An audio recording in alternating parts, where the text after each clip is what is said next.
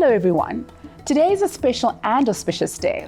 Welcome to this unique, one-of-a-kind conversation hosted by Momentum, alongside our partners at the Nelson Mandela Foundation and Agri Enterprises. My name is Charlotte Nsubuga-Mokasa, head of the Momentum brand, and I have the great honor of facilitating the hashtag AdviceForSuccess conversations in partnership with the Nelson Mandela Foundation. I have some exuberant guests here with me today who will join me to discuss the power of purposeful partnership and how they contribute towards the success of the country. Sadly, unemployment is at an all-time high. According to Stats SA, the number of unemployed people has risen to 7.2 million, and food insecurity has become a reality for most. This is why today's conversation means so much to us. It's an opportunity for us to delve into how we as corporate citizens with heart are contributing to creating employment and assisting with food security. Please feel free to join the conversation on social media using 3 hashtags, or one of 3. 1, hashtag each one feed one. 2, hashtag AdviceForSuccess. And 3, hashtag Mandela Day 2021. With me today to give their perspectives on how we can partner to successfully overcome this reality are stakeholders from Agri Enterprises and the Nelson Mandela Foundation. Let's meet our guest. First up, we have the Mandela Day Director, Yase Godlo. Welcome, Yase. Thank you for having me.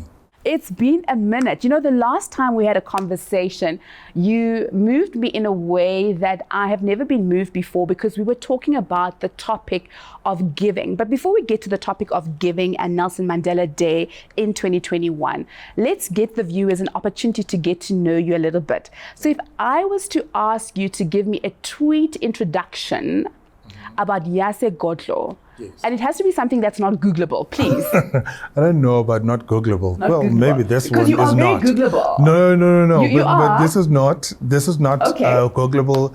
I mean, my passion has been music for the longest time, and I think I've shared it with everyone. And if I was not doing this, yes, I'll probably be a musician somewhere. Classical music. Wow, classical music. Yeah. So if I was to talk to you about the theme and the purpose of the food security in particular for this particular year, how would you unpack it so that the TikTokers get it, and also the people who have been giving understand the purpose of the theme in this particular year? I think that's a very important part of our community, globally and in South Africa. When understanding that giving is not just about the big things. It is not just only for big corporates, but it is about each and every person. Understanding that the values of giving, they come with kindness. Yeah. And it's always about giving something that you know the other person need. And I see in the young generation being very concerned about how they're giving each other support, emotional support, especially now, as you could see in social media. And for me, that extends to each and everything else. You're talking about the millions and millions of South Africans who do not have jobs. Yeah. And a lot of people are going through the most dire situations where they cannot put food on the table for their children. It has become a reality in South Africa, and ourselves, myself and the team, the different teams from the Nelson Mandela Foundation, we've experienced this, and it has become very important that understanding that when people need food, someone needs to also give a hand and be that change maker that says, I want to contribute to this. How would you explain food security and sustainability? Because when you mentioned the term to me, I thought, oh my gosh, it's such a big term. Yeah. I almost felt I needed to Google it. So how do we break it down so that ordinary South Africans say that I feel connected to the topic of food security, and I can see sustainability in my actions, and that it just takes one person to feed one person. So how would you break it down? Everyone should have access to food. And that is why when in 2020, when the first lockdown happened in South Africa and in a lot of countries around the world, we came in as an organization with some of our partners to say, how then do we respond to this? What is the biggest need at this point? A lot of people have lost their jobs. A lot of people have lost their sources of income. It meant that those people now could not take a basket and go into a store and buy food for their family. And this is when the Nelson Mandela Foundation stepped in with the program Each One Feed One. And in that program, we were trying to say, yes, there is the immediate relief that we need to do, and to ensure that at least a mother can have food for their children, to have each and every community. Understanding that you can build this economy of food within the space that you're in. And I think another thing that is most important, it is the re-education of the mind. To understand that the creation of food and the sources of food are not what has been traditional. COVID has taught us a lot of things, and one of those biggest lessons is that of everything else that we have thought is important, of everything that we thought we should pursue, the basics have started to be very important at this point. And one of the most basic things is food in your stomach. And as we build this program around getting communities to have community gardens, small scale farming, to understand that there are opportunities within the retail system and the formal and the bigger markets, it is very important for us, because it starts toward create an economy. Even with the Each One Feed One food packs that we've done, we went into different conversations with different organizations until we got to a food pack that we ensured that, one, it could feed a family of 5 or more, at least for a month.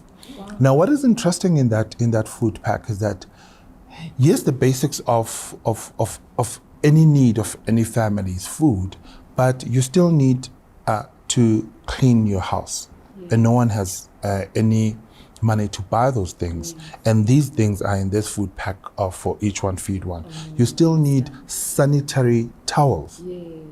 Something that every other community would not think of. But a lot of women will think of this and know that it is important for their daughters. So it's all of the basic hygiene. It's the basic hygiene. It is also the putting of food on the table. And again, in that putting the food on the table, you said something about protein, actually making sure that the meal has everything that a child would need. We're in a lockdown level 4 now. People cannot congregate.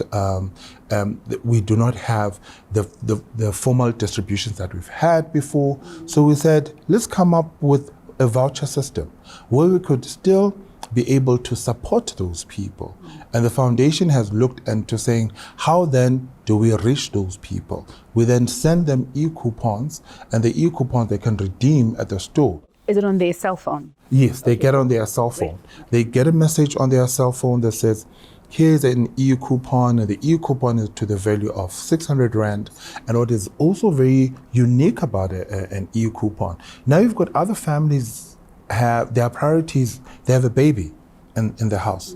So they need nappies, they need formula milk, they need things that are quite specific to a child. And some families have an elderly person.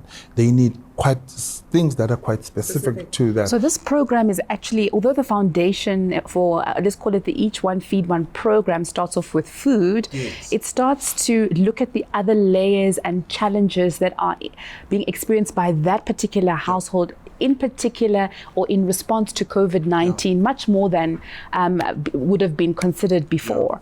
Where would you galvanize South Africans to go and click or look for more information? Where do they donate their tins so that you can help them take action? If you go on our website, nelsonmandela.org, you can find all the information on our website.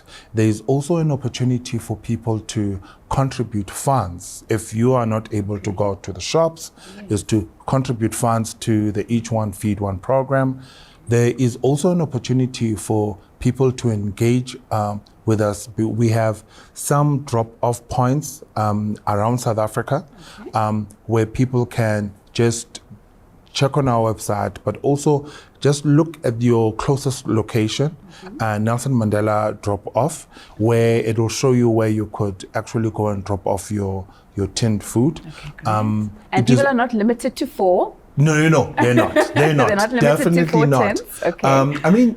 It's the generosity of people, and a lot of people have been calling the foundation and saying, I want to do more. I've gathered my friends, and this is what we want to do. This is how we want to contribute. And again, it's also working within your local organization that is in your community to say, how can I assist in that community? And there's also an opportunity for people to follow us on social media. What's your hashtag? We've got 2 hashtags. Okay. Hashtag Mandela Day 2021 and hashtag Each One Feed One. Change will not happen just on the 18th of July. It's about going beyond the 18th of July. It's ensuring that we make each and every day a Mandela Day.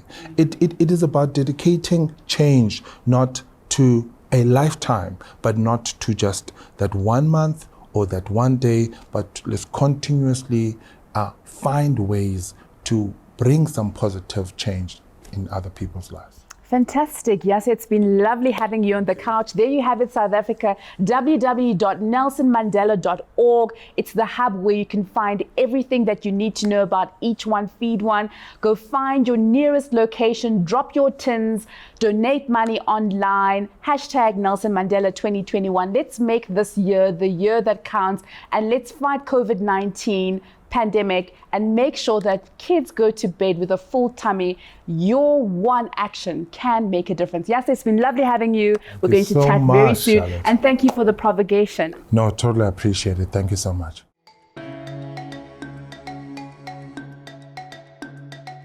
Hello again, everybody, and thanks for staying tuned. I'm very delighted to have with me a true icon of our generation. She's a mother of 5 and the founding CEO of Ikageng Itereleng AIDS Ministry. Through her foundation, Ma'am Carol provides essential services to more than 900 orphaned and vulnerable children in Soweto, South Africa. Ikageng's holistic approach connects children to the food, clothing, school fees, healthcare, life skills, training, transportation, and psychosocial support services that help them thrive. Welcome, Ma'am Carol. I am just so overwhelmed. I have heard so much about you, and I wanted to see who is this icon that is behind the Ikageng Itereleng AIDS Ministry. Are you excited to be here? I am totally humbled, Charlotte. I'm totally humbled because it is in very rare situations where we find ourselves in Centon in these amazing offices because we are always at grassroots, like fighting fires, and making sure that children thrive, even in the midst of the pandemic. So I am humbled, and thank you for inviting me. Gosh, you're going to make me cry. I'm supposed to interview you, but you're going to make me cry. Can you tell the viewers who are watching today's conversation on the couch, what your ministry is about and how are you connected to these children? There must be a story. Okay. I am not a social worker by profession, neither am I a nurse. My background has always been hotels. So how I started doing what I'm doing was through an encounter with 3 children who had recently lost their mom, and we had to find ways of burying her. So out of desperation, I went into the Sowetan offices, and my father's a friend who was the late Dr. Cluster, because my father used to be a journalist, was the editor of the newspaper. So I went to him and said, "Hey Dad, can you give me 5,000 rand just to help this family to bury?" And he said to me, "No, I cannot do that because the nation building is all about building schools, like building museums. The least that I can do for you is to publish the story in the newspaper. So the story got published. We were able to bury the mom. What a dignified burial. But immediately after the story, some other children called the Sowetan to say, we find ourselves in the same plight. And when the late Dr. Cluster called me and said, this is what's happening, I gave him every reason why I should not be the person to take on those kids. I said, no, we have the Department of Social Development, Yes. There are people who are trained for that. So he gave me a little office in his office, Wow. so that every time when a child called, I could take it. So after 2 days, there were almost like 35 kids who called. And to me, 35 was too much. So he borrowed me a car, gave me a driver. So I went round in Soweto to all these households, came back with 79 children. But I think the most important thing that I never knew by then was the HIV/AIDS pandemic. Yes. That these children were the aftermath of HIV and AIDS when medication was not made easily available to parents. So came back with 79 kids, and all of them, Charlotte, all of them started calling me Malo, Malo. And yeah, so which is a word, African word for Ma. So to me, it was almost like these children were saying to me, Mom Carol, I become my ladder to assistance, become my ladder that I can succeed. Mom, I don't have anyone else to look after me. Go out and seek it all out, how we could be assistants. So from the past 19 years, this is what I have been called. At the end of that year, we already had about 120 children that I was looking after. So through the assistance of the late Dr. Cluster, that's how this organization came into being. And we have had amazing, amazing stories to tell. I mean, we have about 2 young men who are now general auditors with the South African government. We have 5 girls that have gone through the Oprah Winfrey Leadership Academy for Girls. So we have 2 who are twins, 2 sets of twins. So 2 are studying to become dentists, and 2 are studying to become doctors as well. And that, so they also come back to the organization and say to other kids, I was there before. So they would have a better story to tell. I know how it's like heading a household. Yes. I know how it's like losing 2 parents at once. Yes. And this is who I am today. So they come back as stories of hope to the children who are orphans now, and they were orphans 10 years ago and are looking into a brighter future. So we always tell them that education is key. Yes. Education is key for you to come out of this and to become a better person, because there is no other way, or else the cycle of poverty will continuously continue. Yes. But we can stop it or withhold it, that we become educated. And because if you get educated, your family gets better and your community gets better as well. So it becomes a cycle of hope and dignity that has to be spread around. I love the fact that you call them, these success stories of hope, because if I was one of the 900, I would believe it if it was somebody who traveled that journey, because yes. In our introduction, we talked about the psychosocial needs. Yes. And it is very easy for me to donate money. I'm not going to lie. It is easy for me to donate money, and it is quick for me to donate money once I hook onto a cause that I believe in. True. But there are so many layers to what a child needs, which go beyond the money. And I can't stress the emphasis of exposure. I have only been able to be exposed through my corporate career. When I was growing up, I thought I'll be a nurse, a doctor, a lawyer. I was very limited in what I wanted to become, because that is all I was exposed to.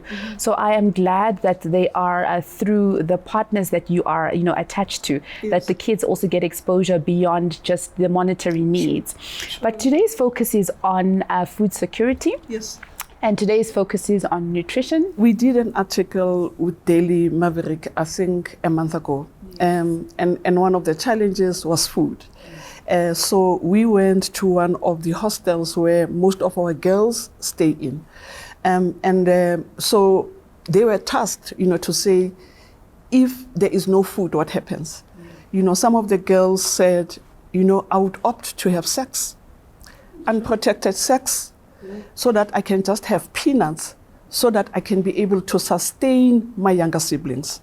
And these things we don't hear of. So if there is no food, this is what happens. Last year, again, we were seeing a whole high number of children who were defaulting from their ARV medication, from the fact that there was no food. Children cannot have ARVs on an empty stomach. So that navigation actually helped us, in making sure that we are able to sustain these families. So last year during the Nelson Mandela a day, we were given over 500 food parcels that were distributed to all the vulnerable families. The children who are in youth-headed households, we have about 101 of those, in our database, and also to households that were headed by grannies. So we were able to make sure that we sustain them during this time and that they are able to, and same thing that you said again, Charlotte, the issue around abantwana who go to school without food.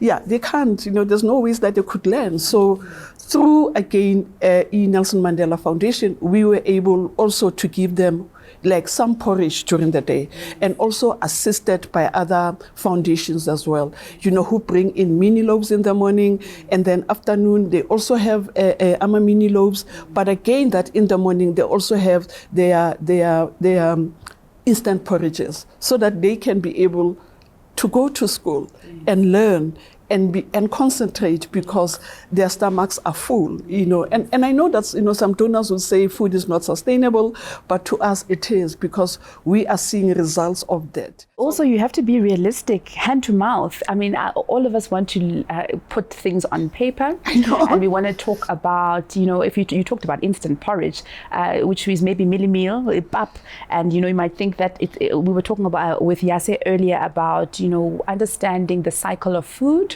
where it comes from, the fact that it comes from the soil, and that we need to have a sustainable understanding of where it starts, the implications before it gets to your plate. Yes. And then after it gets to your plate, how do you sustain it so that, you have continuous bowls of porridge that come to you? So there's definitely a journey that we need to be mindful of. Yes. But I do understand that, there is a hand-to-mouth aspect that you cannot ignore. Absolutely. You need to eat today, So I do respect that.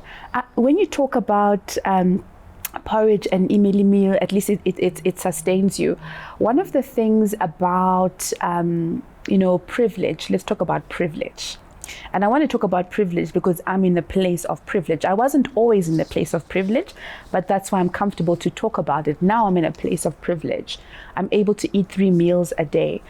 How would you describe somebody like myself to give more? Because we said giving is about dedication and commitment, and maybe money is one aspect. How can you broaden the perspective of South Africans to say, how else can we give to make sure that kids eat, but that they get educated, that we are able to push the GDP and the economic status of this country, so that not this children only, but generation after generation after generation can also eat from the efforts that we are trying to impart or cultivate or teach amongst us? What else can we do beyond money? I think beyond money, people, I heard Yase talking about it, people can donate. People can donate maybe a bag of milli meal, people can donate as much as they can, and people can donate sanitary towels, because again, that is one factor that makes girls to lose schools. But also that people can donate their time. Charlotte, we don't have the means as NGOs, not only speaking about Ikageng, but other NGOs as well, to say, with what we have, milli meal, baked beans, or maybe canned food and other things, how then out of that do we create a nutritious meal? And I know that there are people who are nutritionalists out there who can actually come in as well and say to these young girls and boys who actually are heads of households, how then do you prepare a nutritious meal out of what you have. It's very important ukuthi abantwana laba, so that tomorrow they can become the next Charlottes. They can become the next Yasses. So what we do again is that we need after school programs. People can come in and volunteer their time, and also that the world is going technological. And some of the kids that we look after are kids who stay in informal settlements. One, they don't have sanitation. Two, there is no easy access to electricity, and they cannot afford data. But can you imagine if maybe people come not in numbers, and say, today I am taking 5 grade 10s, and I'm taking them through the process of making sure that they can be able to go online and study online. Or maybe starting even from grade 1, and escalating the children in as far as technology is concerned, so that they are not left behind as the world progresses into the fourth revolution. So these are some of the challenges that we are encountering right now, where people can come in and donate their time. And then there's always motivation.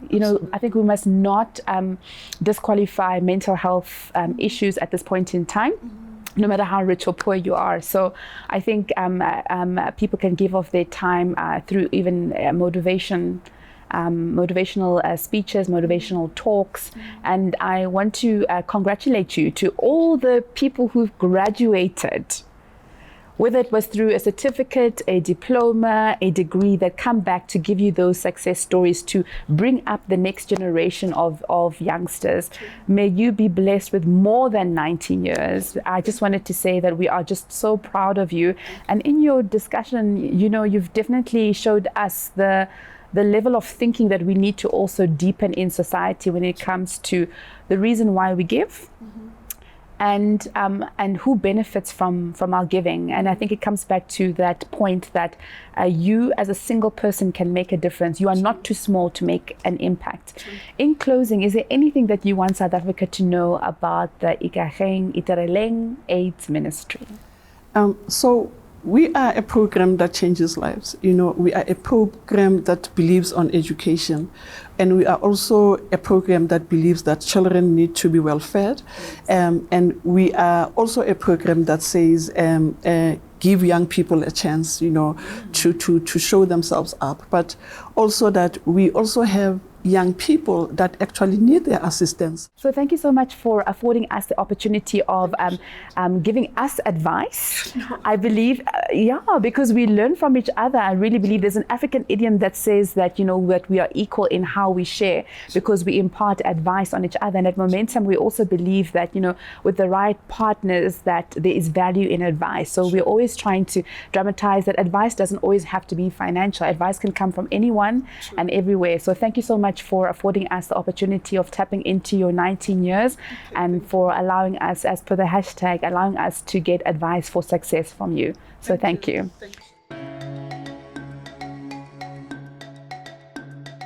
Next up, I'm joined by Mr. Suli Patel. Now, Suli currently leads Agri Enterprises Center for Entrepreneurship and Development. His forte is training and development, business development, and market research. Welcome, Mr. Patel. It is such a pleasure to have you on the couch today. How are you feeling? I'm feeling good. I'm feeling very good and happy to be here. It's just grateful for the opportunity that Momentum has provided Agri Enterprises. Educate us as well as the listeners a little bit about your organization and what it is that you do, so that you can anchor us and perhaps maybe shift perceptions in terms of what we know of Agri SA. So Agri SA is a 116-year agricultural federation, deals with agricultural policy, lawmaking, economics. They have center of excellence which focus on rural safety, land reform, land tenure. One of the centers of excellence is also the disaster and risk management in agriculture, where they assist farming communities with drought relief, etc., and a lot of other projects along that lines. Agri SA Enterprises was created with the sole purpose of pursuing commercially viable transformational projects within agriculture, with the sole purpose of generating added capacity within agriculture and transforming the sector. And this is a very important initiative, given that given the current unemployment rates in the sector, the level of underrepresentation of females within the sector, and also just focusing on transforming the sector and ensuring that we help South Africa in terms of food security. How does a normal day for Suli look like, or does it change from day to day? What we do is we take these projects, we originate the projects, we source funding for these projects, and eventually we do what we call a comprehensive mentorship approach, where we take a emerging entrepreneur from the grassroots level, we take him through him or her through our tried and tested comprehensive mentorship approach. And in this comprehensive mentorship approach, we touch on the softer skills like business governance and financial literacy and management skills. And then we take the same emerging entrepreneur, as we call them, agripreneurs, and we take these individuals right up until a executive level training where we teach them about strategy. Sure. And from there, we select the projects with the most amount of potential to become commercially viable business units, and we then fund these business units to where their business needs it the most. We allocate funding, and this is done through partnerships with corporate South Africa, with the banks, with commercial farmers, black and white farmers, and as well as the traditional leaders in South Africa on farming on communal land. What I'm hearing you say is people who, for example, look like me, who are as young as me, that want to become agri-entrepreneurs, that have potential to make a success of what it is that they envision, can get mentorship and coaching. Yes. From whatever level you find me at, and educate me and bolster me with financial literacy, which is something that Momentum is so keen on getting right. Financial literacy, because if people are literate financially, if you can do your bookkeeping as a business owner or farm owner, and you're able to manage your enterprise, you will be financially successful. And help me move up this ladder to eventually then strategize how I can maybe take whatever I'm producing, yes, and access in a sustainable manner a value chain that would get me to a ShopRite, a Woolies, yes, and so forth. So that's the dream, yes, right? Yes. Wow. So we open for proposals, we take these proposals, we review the proposals, we send them through the mandate that it has to follow. And obviously, once we get to a point where we are happy with the proposal, we then take this emerging entrepreneur in. Talk to me about some of the insights that you've seen first to or first to market agri-entrepreneurs go through. What are the first, yes, things that they put up their hand to say, I'm scared or I'm fearful about this, before you coach and before you mentor and before you take them up the ladder? We're talking about communities that their main source of income is a government grant system. So, and I think that really does put things in perspective. So, when we ask the farmers on the ground and the agripreneurs on the ground, they're more worried about where their next meal is coming from instead of what else they can do to turn their farm into a business.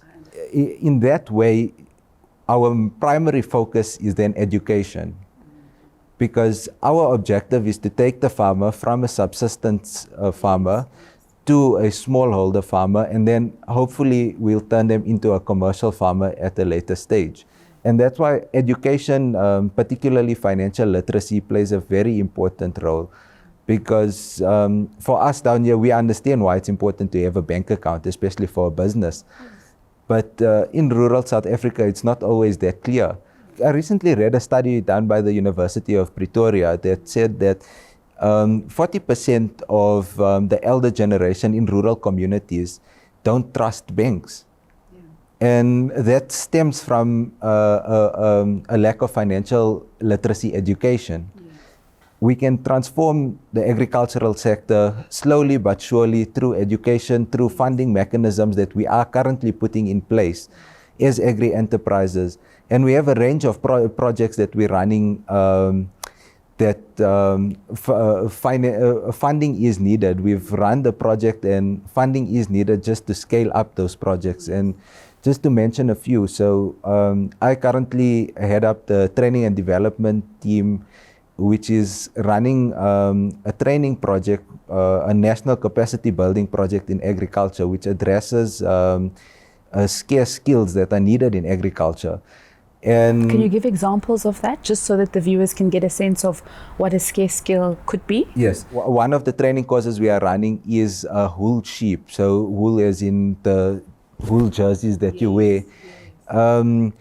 A scarce skill would be sorting and grading of wool before sending it to the processors. Oh, wow, okay. And each one of these farmers that we are training will go through our comprehensive mentorship approach. The course facilitators visit each one's farm individually, assesses the problems on their farm, brings back a report to us. That report helps us see where can we assist the farmers the most. And that's where you bring in different partners to then say, now that we've gotten a report for this particular farmer, we need partner A, partner B, partner C, and then together holistically, you decide what the right advice is that's needed for this particular farmer, and then you embark on the journey, which is definitely not a year thing. You've got to hold hands for quite some time. Yes. The next step after training is to bring in current existing commercial farmers and bring them onto the projects and try and get them to assist these farmers in terms of the farmers understanding the industry, the way things are and the way things work, getting exposure to the different markets, because our main objective is to get these farmers to access a more formal market. So we always have to identify the projects that are the lowest hanging fruits and that have the most potential for success, because if we take the project with the most potential for success, that project can grow and basically employ people from those communities. And that brings me to my next point. So agriculture it stood the test of time. And obviously, for food security reasons, agriculture will always play a vital role in South Africa's economy. Yes, always. We need to eat yes, to sustain our livelihoods and ourselves. It's a basic need. Yes. And agriculture also employs 4 times as many people as any private sector. And that's why it's really important for us as South Africa to start building capacity, start educating people within the scarce skills of the industry, empowering our female and our youth in the rural areas to take advantage of the opportunities that lie within the industry. So in terms of the 260 projects that you are working across all 9 provinces, which one of those focuses on females in particular versus the youth? Are there any insights that you can pick up in terms of the ones that have focused on women versus the ones maybe that are focused on the youth? We currently ran a leadership development course for young agricultural graduates. 80% of attendees were females. And this course was run in partnership with the AgriCita. It was carried out at our offices in Centurion. And the feedback that we've got from those females in agriculture was amazing, because we run what we call the nature of thought. And this breaks each individual up to their building blocks. It gives them their strengths, their weaknesses. We run a series of aptitude tests, a series of psychological assessments, and that's only in the first 3 days of the course. So it breaks them down to their building blocks and let them understand, okay, these are my strengths, these are my weaknesses. We then take them into the training course, which was a leadership development training course, helping them understand how a workplace environment what a workplace environment is like, and what sort of behaviors and personality types you get within a workplace environment. And I wish I'd had that 20 years ago before I'd started working. But I mean, truth be told, it's a great tool to use. Yes, and this is what we intend to do with the partnership between Agri Enterprises and Momentum, is to help females, especially within the agricultural sector, discover themselves, discover that they have the potential, and that corporate South Africa is here to assist them.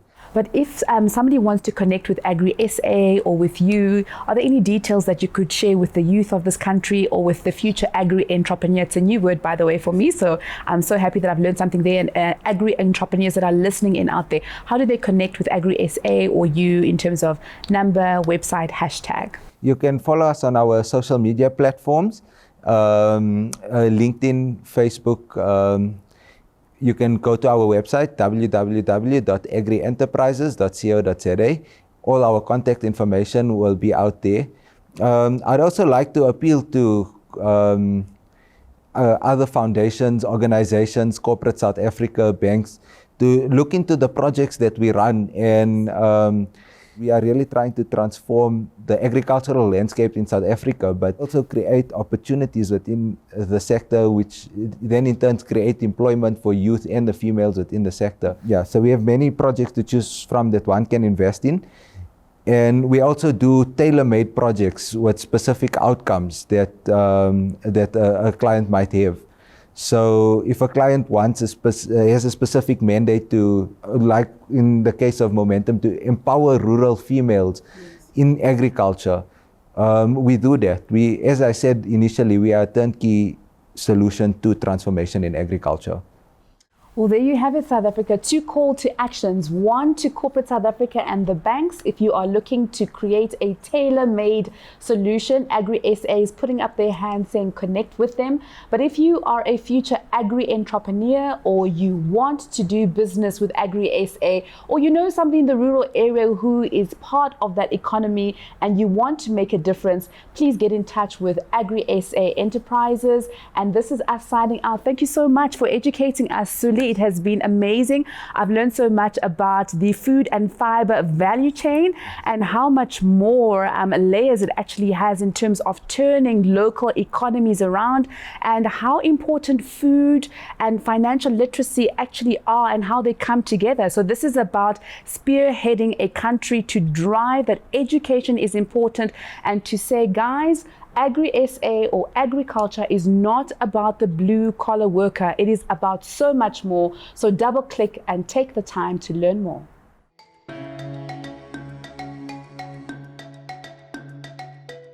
Thanks for staying tuned, and I hope you've all found our talk totally, deeply informative and thought-provoking. Next up, I have Youth Portfolio Head at Momentum Metropolitan, Nkosinathi Mahlangu. His work at the Momentum Metropolitan Foundation involves enhancing the lives of the South African youth by empowering them with job readiness skills and driving initiatives that create value on a company, community, and country level. Nkosinathi, my brother, I am so excited to have you here today. It's been a minute. How are you doing? Doing very well, thanks Charlotte, and it's great to be here and to engage and see you. We have just spoken to Agri SA and we have learned a lot about food security, but also about how they are empowering rural female farmers so they can plug into the economy of the country. How do you feel about the partnership with Agri SA as Momentum? Thank you so much, Charlotte. The partnership with Agri Enterprises is quite exciting in such a way that it's a newly formed partnership. It's still in its infancy. We onboarding them as a partner now, but it gave us an opportunity to look into the entrepreneurship space because as in the CSI space, as the foundation, we have our hierarchy of preference whereby we're looking at paths or industries where we can plug in and get young people to be economically active. So when we're speaking about entrepreneurship, that's where Agri Enterprise came into the picture, whereby we found a suitable partner that can also speak about, giving access to opportunities, especially in as far as advancing Black women is concerned as well. So it also speaks to how do our programs speak to, economic activity, but most importantly also food security for that matter. Food security, it's definitely been the topic of the morning. Can we, just to anchor everybody that is listening in, because it's kind of easy for you and I, but just to explain the Momentum Metropolitan Foundation versus Momentum, it can kind of get confusing. So can you explain to the viewers that are watching, what's the difference and how do they kind of live together before we continue our conversation? The Momentum Metropolitan Foundation is what I can put in simple terms as the human side of business. We are, the foundation that is mandated to carry out, socio-economic development programs that will also help uplift communities. And as we know that CSI has evolved through the years, corporate social investment has moved away from the days of checkbook charity, donating here, and then you're going to donate elsewhere again. So we are more structured, we are more focused now, and we measure the impact. So we as the foundation also, are working in partnership with the brand in making sure that we we enable the life aspirations of young South Africans in as far as employment is concerned, in economic activities and so forth, and also getting them to be, number one, economically active, number two, making sure that they are upskilled to access the jobs for the future. Talk to me a little bit about, I want to double click on COVID-19 in particular. And the reason why I want to double click on COVID-19 in particular is that it has had an impact on unemployment. It has had an impact, perhaps maybe even on the number of people who are encouraged to still upskill themselves. How do you deal with that as the foundation? How do you keep us galvanized and revolutionized and just keeping our momentum going so that we don't lose our core in terms of making sure that South Africans stay alive with possibility? 100%. It's, we've got our work cut out thanks to the pandemic. And looking at the unemployment stats in South Africa, especially in as far as youth is concerned, the numbers are, alarming. And we have also, taken it upon ourselves to say, how do we navigate through this maze of unemployment? And one thing that we've learned as a foundation is that we need to form those strategic and impactful partnerships that will also, help us to make that much anticipated difference in making young people employable, number one, and also making sure that those employment opportunities lead to sustainable jobs. We have found that young people have given up, number one, in terms of looking for employment or even upskilling themselves. So it is our role as a foundation and our partners to make sure that we give them something to dream about. We also encourage them to chase their dreams, and not only by doing that, but we also need to also steer them in the direction where they know where to access opportunities. So bringing agriculture into the picture again, when you're talking about employment, we're talking about putting food on the table. Yes. And for us, that's what we're trying to accomplish here, to say through this partnership with agri-enterprises, we're also trying to unlock certain opportunities for young Black female-owned enterprises in the agriculture sector, and bringing them into a point whereby they can create small economies within their communities, and that could lead to making them the next job creator. I love how you have taken us on a journey and how you've connected food security to job employment and made us realize that the two are interconnected. When you think of food and the value chain, you've got to plant it, and you've got to think of biodiversity, you've got to think of the environment, you've got to think of how to take it to market. How would you encourage maybe those soon to be seen farmers that are linked to the foundation? How would you encourage them to access farmers who are already good at what they're doing? How would you encourage them to tap more into their mentorship programs, or to avail themselves to get advice from people or institutions outside of the program, as a person of color yourself? That's very important, Charlotte, I must say. And to answer the question, when we look at programs, we also try to have a holistic approach, because we have, service users and, candidates that come from various backgrounds. Apart from the capacity building, the upskilling, we also have to look at the psychosocial element of it to say, are they in the right state of mind based on their circumstances, where they're coming from? So we need to come up with programs that are conducive to their backgrounds and that are accessible and also make them feel comfortable. And most importantly, ignite that passion to say, why am I here? So that they can also have view of the big picture in terms of where will this take them. It also, takes us back to how CSI programs are structured. We are very much compliant-driven space, whereby we also have to adhere to, apart from policy, we also have to have something to measure up against, whereby we're looking at the Sustainable Development Goals. Yes. And one of the goals is zero hunger, which also brings us back to the food security space of it. I'm so glad you've talked about the topic of sustainable goals, because even though we have tons of foundations across the country that are focused on, their swim lane, so to speak, in the case of Momentum, it's about youth employment, it's about financial literacy, financial education. We are mindful of the ecosystem that it requires us to do good. And one of those is food security. How would you encourage the youth that are attached to the foundation through all your other programs so that they can consider how they can contribute either to agriculture or food security in some of the solutions that the country is putting to the whole? How would you encourage them? Because I don't think that I would consider farming at 21. 100%. I mean, not everyone thought farming could be this appealing, and it is a priority. And how we look at our programs in the CSI space, that each program is being looked at as a big piece of a puzzle.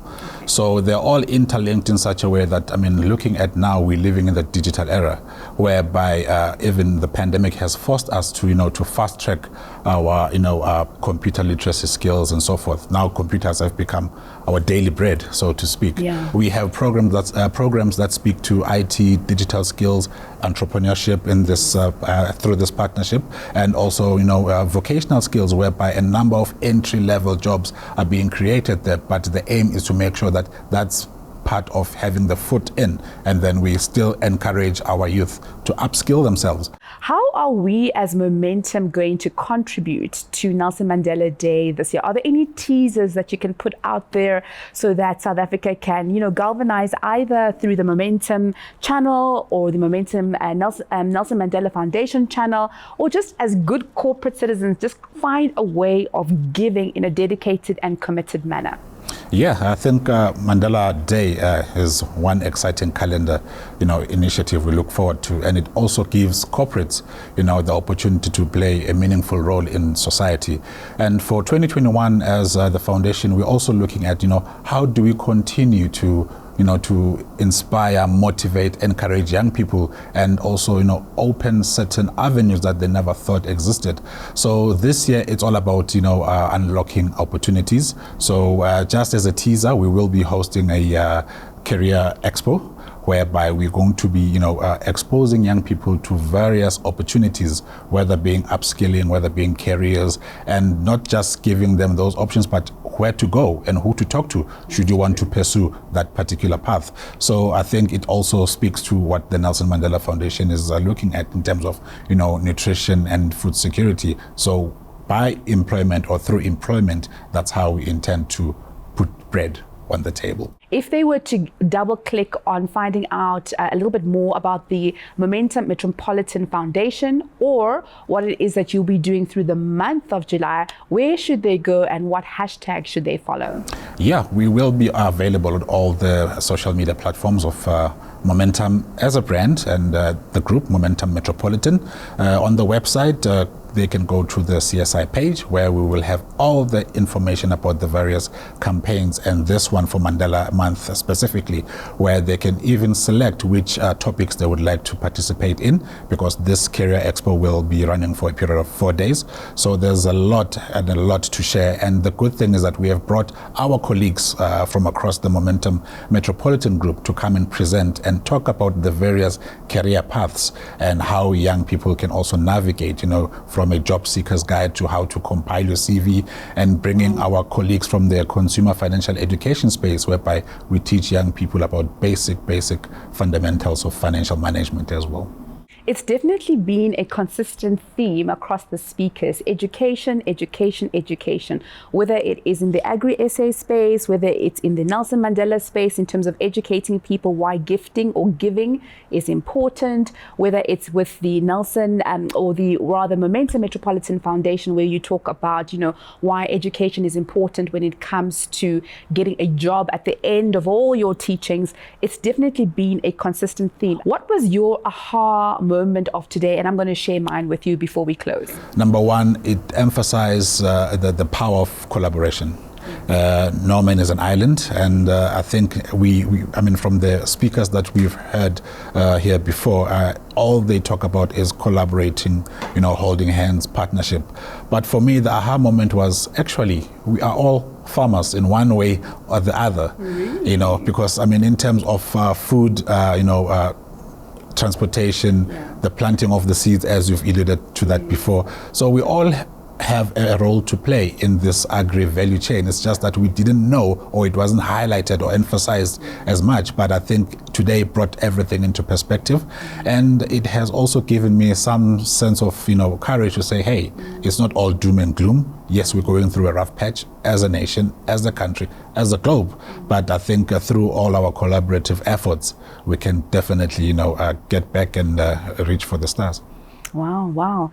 My aha moment was really in trying to find a solve for the challenges that farmers as businessmen and businesswomen, find themselves, facing. And that would be the power of water.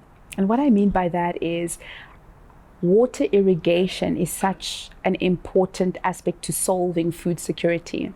The amount of water we use to plant certain crops matters.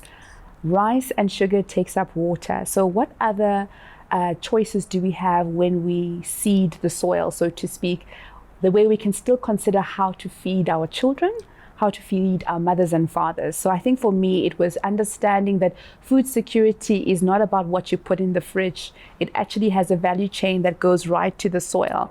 And part of the solutions is looking at topics like climate change, water irrigation, biodiversity, transport, roads, logistics, all the little things that make food expensive or inexpensive, because the price of food actually is a key contributor to food security.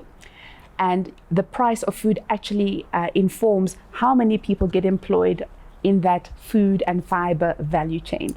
So I think that was my aha moment.